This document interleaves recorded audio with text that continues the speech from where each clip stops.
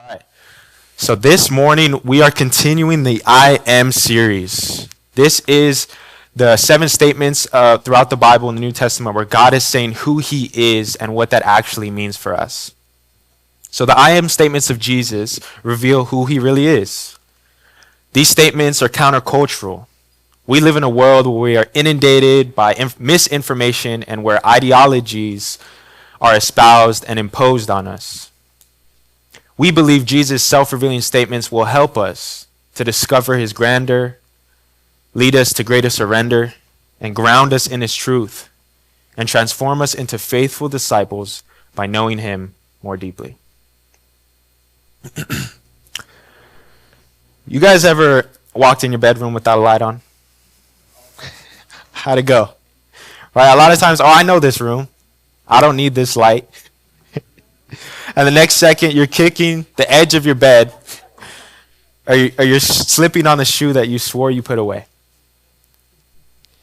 And then what? Boom. When you click the light on, you recognize how hard it is to try to live without it. The light comes on. The obstacles that were always there, you can now see. You're no longer blindsided by them. The path was clear. Nothing changed in the room. But now you were seeing what you were up against.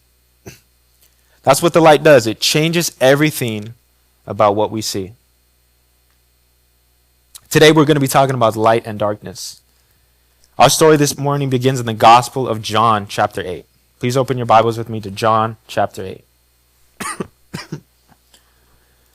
As you arrive there, I'll give you a little context. John 8 continues the tension between Jesus and the religious leaders during the Festival of Tabernacles. The lingering questions in the mind of the crowd. People are wondering, is Jesus actually a good man, or is he leading people astray? John chapter 8, starting from verse 1.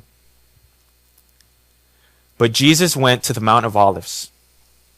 At dawn he appeared again in the temple courts where all the people gathered around him.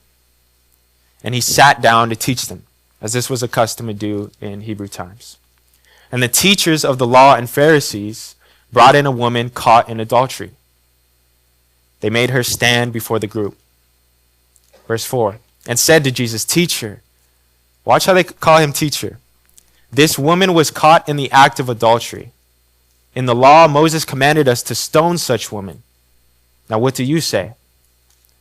But they were using this question as a trap, in order to have a basis for accusing him. But Jesus bent down and started to write on the ground with his finger. Verse 7, when they kept on questioning him, he straightened up and said to them, Let any one of you who is without sin be the first to throw a stone at her. Again, he stooped down and wrote on the ground. At this, those who heard began to go away one at a time, the older ones first. I think because they realized how much sin they had. Until only Jesus was left, with the woman still standing there. Jesus straightened up and asked her, Woman, where are they? Has no one condemned you? No one, sir, she said. Then neither do I condemn you. Jesus declared, Go now and leave your life of sin. Point number 1. Jesus sees the situation differently. The first time on the surface, as you're hearing this story, maybe for the first time, you may only recognize the sin of the woman, the scandal, and the law that's being placed up against her. Jesus sees that as well. But thank God he actually sees deeper. He sees beyond this. He knows that the Pharisees are not bringing her because they're seeking justice.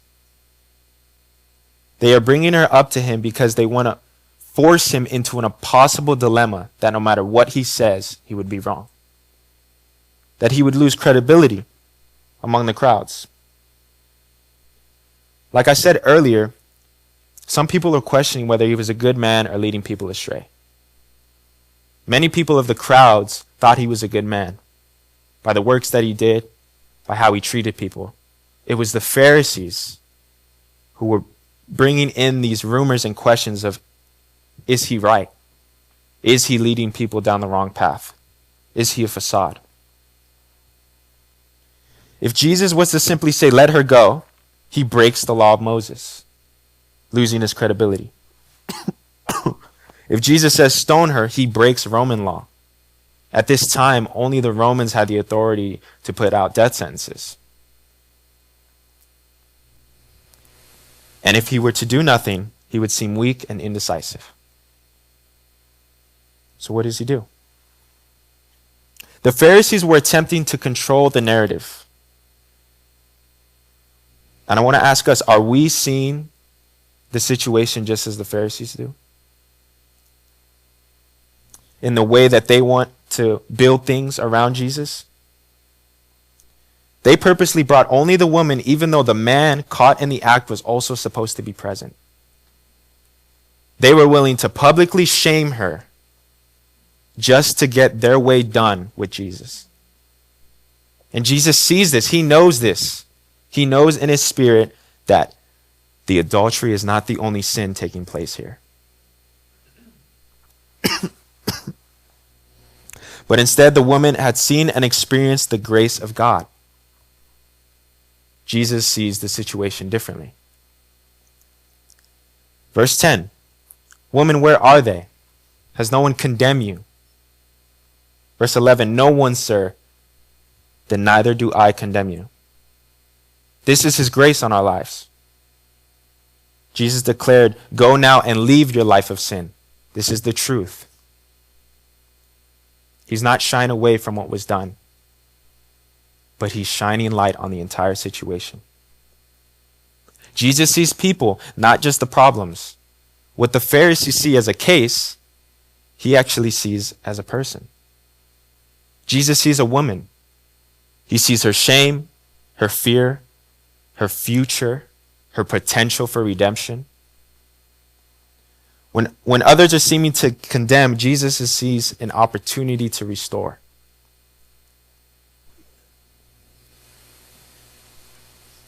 What they seem as worthless, Jesus seems as someone worth dying for. Pharisees see an opportunity to condemn and shame, and Jesus sees an opportunity to forgive. Jesus sees differently. Point number 2. There is darkness all around us. Have you ever taken a picture in horrible lighting? 200% forehead, 0% jawline. You're questioning, do I really look like this? And then you get back right into the proper lighting and you say, oh, thank God. Oh, thank God.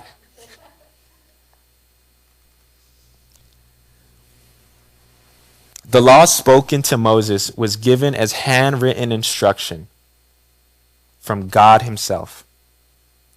Now, when Jesus is questioned about this law, he begins to write in the dirt with his finger.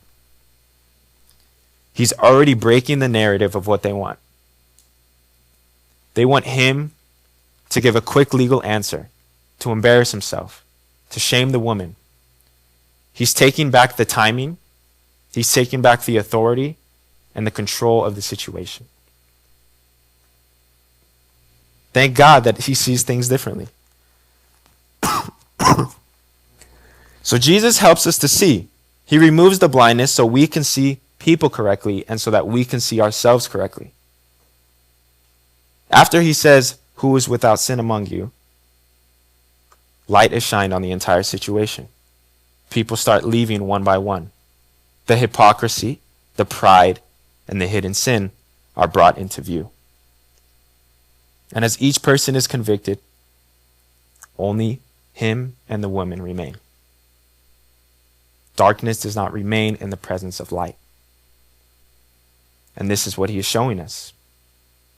We all recognize whether it was done to us or we ourselves have done it to others.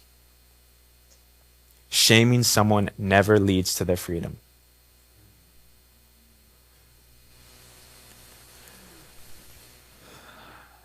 What many people think of Christianity as being a trap and as being a bunch of rules to follow that takes away from their freedom, it's quite the opposite. Jesus never wanted people to be stoned to death. He created these rules with such consequences that no one in their right mind would ever want to go there. You may be thinking, wow, this sounds really extreme, man. Stoning people? Jesus never wanted his creation to be breaking each other's hearts, like so many of us have felt. For anyone who's been there, it feels like you're dying. Your heart may physically hurt. And God never wanted that for his children. He was trying to protect us from the very world that we have decided to create. He never wanted the people that you guys love the most. He never wanted you to know what it's like to feel abandoned by them. He never wanted you to know what it's like to be left out in the rain. Backstabbed or not cared for. That's why he puts these rules in place. And some of us may still be hiding from this light. And we recognize this darkness that's happening all around us. We have to be honest with ourselves. I played part in that darkness. I'm not just someone who is a victim to everything around me. I have historically played part in the darkness that this world has. I have never been able to treat people how I want to all the time. But God is giving us that ability when we are in his presence and we are in his likeness. So I ask, why do we hurt people? Because of our blindness? We don't see moments of mercy because we don't see their value. We don't see their worth. If we can't see how to extend love in critical times, we will miss the very opportunity to set a person free.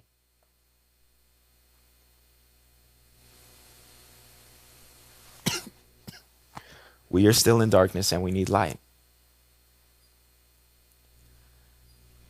When Moses was receiving the 10 Commandments from the tender heart of God to protect us, the very light-producing burning bush spoke to Moses, the great I am. And now that we are caught up to speed about what's been happening in this chapter, we are ready to see for ourselves who Jesus says he is. Let me set it up with some context. People are coming from all over the world to celebrate in Jerusalem for this feast. This isn't a local thing, it's a global thing. The Festival of Tabernacles was one of the most important festivals of the year. It lasted an entire week. And the purpose of the celebration was to remember how God preserved the nation of Israel, how he provided for them in the wilderness. When they first came out of bondage in Egypt, the Lord provided bread for 40 years. As Pastor Gabe beautifully explained last week, one of the first I am statements is, I am the bread of life. People would often camp out during this week to remember what their ancestors had been through in the wilderness. They'd camp out in their backyard, and the children would love it. It was a wholesome way for people to be in tradition and recognize what they had gone through. Within this entire week of ceremony, there was a nightly celebration called the Lighting of the Lamps that took place in Jerusalem temple. This temple was huge. It was the largest temple in the Roman Empire. It was 36 acres. It was surrounded by a massive stone wall, and the temple was about 15 stories tall. And it was covered with gold on top. So picture this. Imagine this with me. As visitors are entering into Jerusalem, it would be equivalent to a mountain with snow on top, glistening in the sunlight. It was a beautiful sight to see. It'd really catch people's eyes. I actually have a picture of it, so you guys can imagine. It was huge. It was grander. Inside this entire fortress, during the feast, it would hold up to 100,000 people. Imagine 100,000 person party on a global scale. It's lit, man. I want to go. It sounds like a great time. If you remember the story when Jesus was flipping tables, that was here.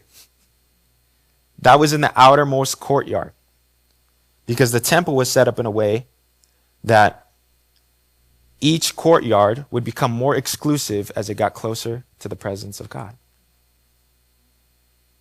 The outermost courtyard was a courtyard of Gentiles. The next one in only allowed Jews, men and women. And this is where our story is taking place. So the priest would go take 4 huge light stands and 4 golden bowls filled with oil. The priest would take pieces of clothing, twist them up, and use them as wicks. Imagine how big this candle is. Take off my jacket and use it as a wick. That's the size of this candle. It can only be accessed through a ladder. They had to climb up to light it, and they would do so every single night. And the light would radiate across the entire city.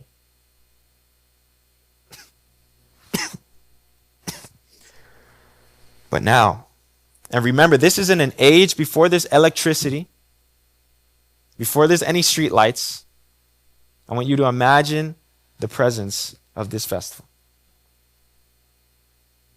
But now this night is coming to an end, and now early in the morning, with the burnt lamps still standing, Jesus is entering this courtyard to teach.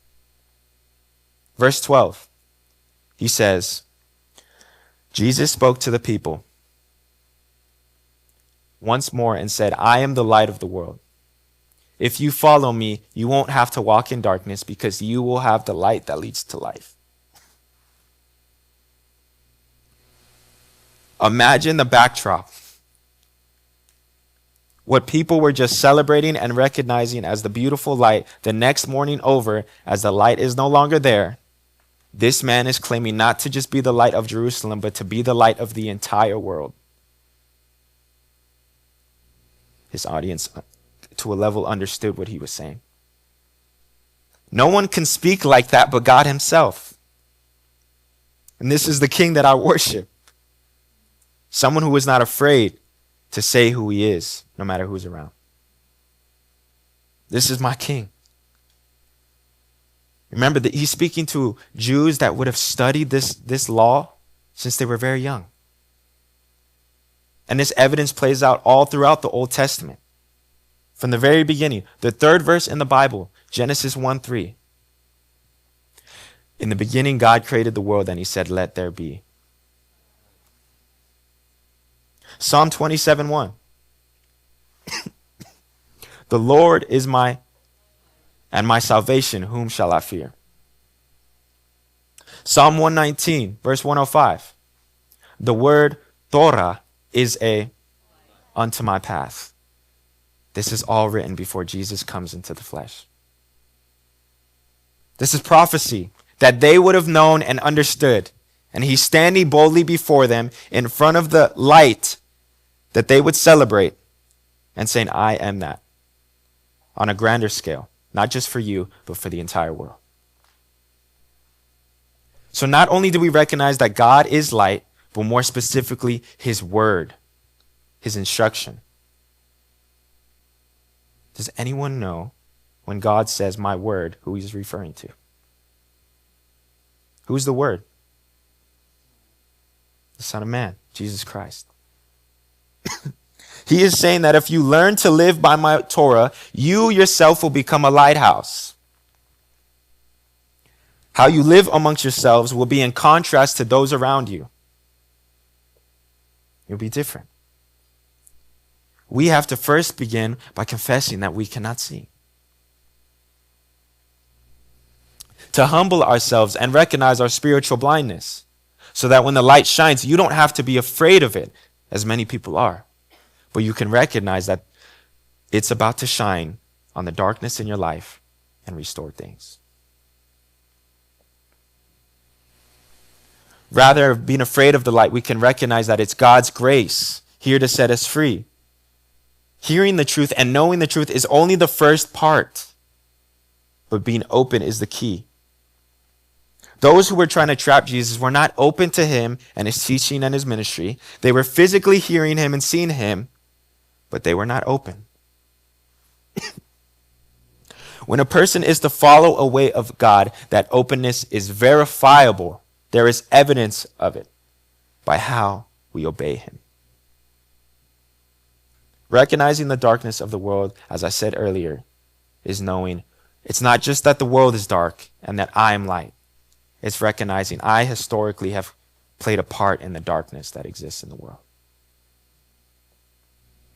Why else would I need a Savior? This is the people that God saves. I don't have the capacity to see people as Jesus does. But when I spend time in God's light, his instruction, his Torah, his life-giving instruction, his light begins to reflect off of you like an image. John 9:5. But while I'm here in the world, I am the light of the world. The light is meant to saturate Israel and guide their path so that they could walk in it. If Israel lives in the light of Yahweh, then they can be healed and restored and be a light that is sent out to all nations. So now that we know that the light that God speaks about is connected to his instruction, if we are to embody his instruction, it would create and reveal a whole new type of person. You would become a new creation. You would have the mind of Christ. Somebody who is willing to see as Jesus does, have the patience that Jesus does. You would be bold, calm, and fearless as situations are under pressure. Isaiah 49:6. He says, "You will do more than restore the people of Israel to me. I will make you a light to the Gentiles, and you will bring my salvation to the ends of the earth." He's prophesying about the very one who is going to come and do it. Point number 3. Jesus is the light and the source of all life. Some of you may already know this, but I ask you, are you actually open to it? Light reveals, it exposes, and it cleanses. And you don't have to be afraid of it. Without light, nothing grows. Without Christ, nothing truly lives. Jesus is the truth in a world of confusion. He is purity in a world of corruption. He is guidance in a world that is lost. Jesus is life in a world of death. The exclusive courtyards represents how distant humanity was from God. And it was setting the stage for Jesus to declare himself in that very same way in those courtyards, that he himself only is the exclusive way into God's presence. And that his plan from the very beginning was to expand it to everyone.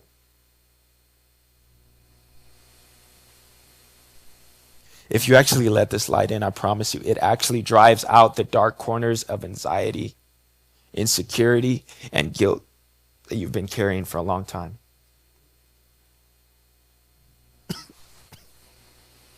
Jesus came to say, I am the light of the world. He's also saying to you, I will expose what hurts you, heal what is broken in you, and then I will also shine through you to help others.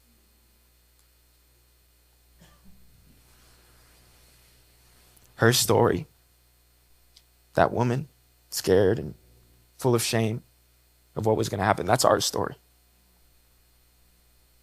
And what did Jesus do? He lit it up, and he changed it. He changed it all. Excuse me. Light does not deny sin.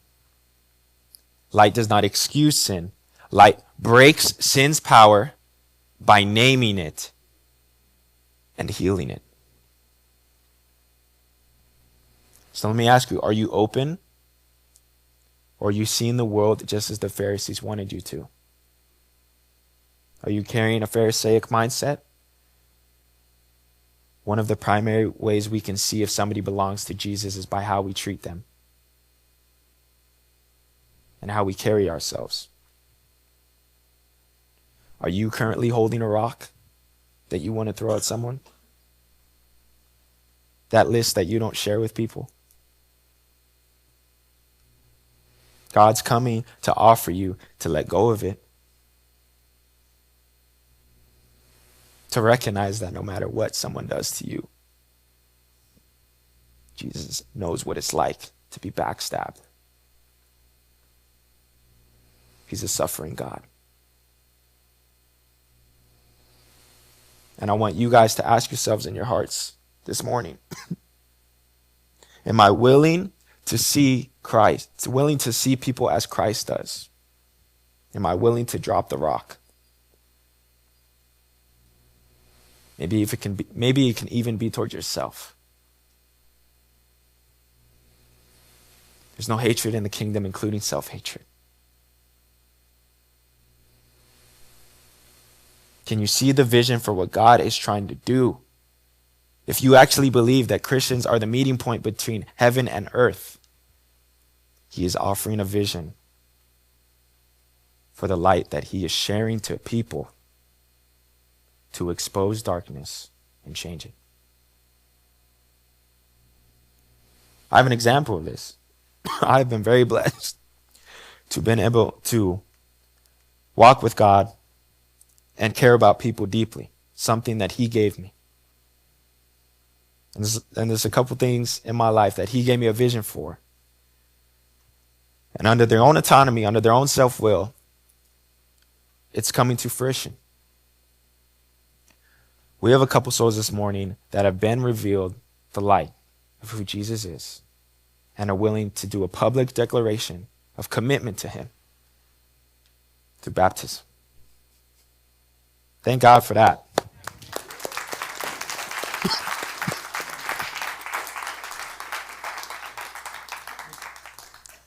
We know it's raining outside, okay? We set up a canopy. You're also made of water. You're waterproof. It's going to be okay. I promise you. And I do really just think of how beautiful and memorable this time will be. But I want us to realize and reflect. Have we let the light of God enter every room of our lives? And if we haven't, what are we afraid of? Please join us in the court. Please join us up by the pool for the baptisms and go and be with God. Recognize that He loves you more than anyone can ever understand.